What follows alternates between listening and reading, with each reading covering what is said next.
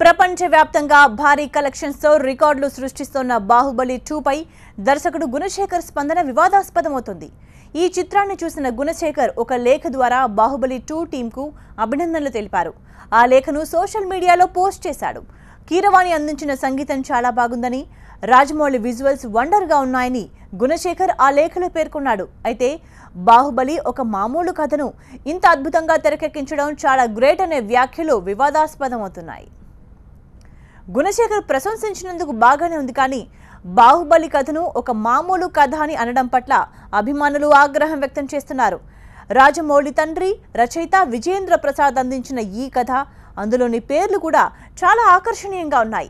ఎంతో ప్రత్యేకమైన ఈ కథను ఒక మామూలు కథ అని గుణశేఖర్ అనడం ఏం బాలేదు అని అభిమానులు నిరాశ వ్యక్తం చేస్తున్నారు. గొప్ప చిత్ర కథను మామూలు కథ అనడంపై అభిమానులు ఆగ్రహం వ్యక్తం చేస్తున్నారు.